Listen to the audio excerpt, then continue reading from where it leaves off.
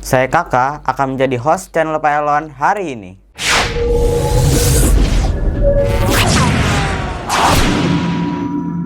Laporan peluncuran roket dunia hingga 31 Juli 2021, China telah sukses meluncurkan satelit penginderaan jauh Yaogan 3010 dari pusat peluncuran satelit Xichang di Provinsi Sichuan Barat Daya, China pada tanggal 19 Juli kemarin.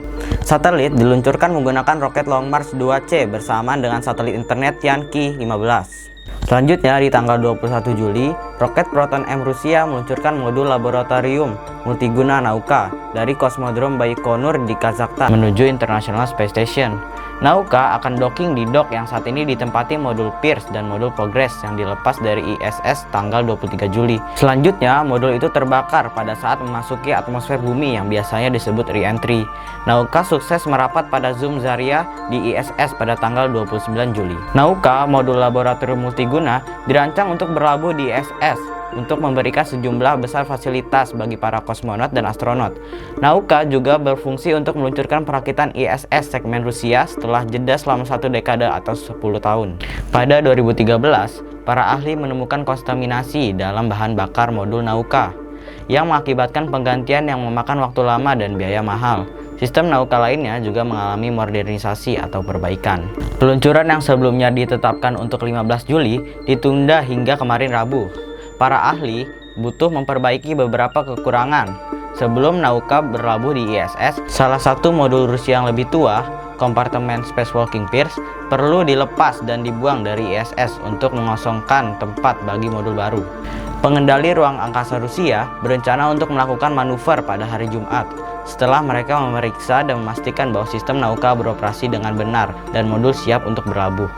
Anggota kru Rusia di stasiun tersebut telah melakukan 2 kali perjalanan antariksa untuk menghubungkan kabel sebagai persiapan kedatangan Nauka. Beralih ke Cina, tanggal 29 Juli, Cina kembali meluncurkan satelit sipil untuk pemetaan Tianhui 104 menggunakan Long March 2D di pusat peluncuran roket Hyuquan di pusat Mongolia. Ini adalah peluncuran ke-381 dari keluarga Long March. Satelit ini milik Kementerian Pertahanan Cina yang diletakkan pada orbit heliosinkronos di ketinggian 490-505 km di atas permukaan bumi. Tianhui adalah bagian dari konstelasi satelit pengamatan bumi yang dibangun oleh Dongfeng Hong dan dioperasikan oleh Tentara Pembebasan Rakyat, yang merupakan bagian dari Kementerian Pertahanan Cina. Satelit Tianhui 104 akan memantau bumi dalam spektrum tampak dan inframerah dengan 2 kamera.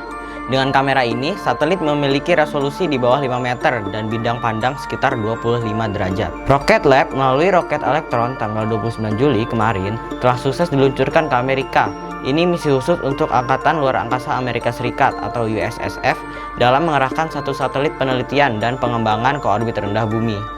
Rocket Lab membawa satelit Monolith untuk program uji luar angkasa atau STP USSF ke luar angkasa untuk mengeksplorasi dan mendemonstrasikan penggunaan sensor yang dapat digunakan, di mana massa sensor adalah sebagian kecil dari total massa pesawat ruang angkasa, mengubah sifat dinamis pesawat ruang angkasa, dan menguji kemampuan untuk mempertahankan kontrol sikap pesawat ruang angkasa.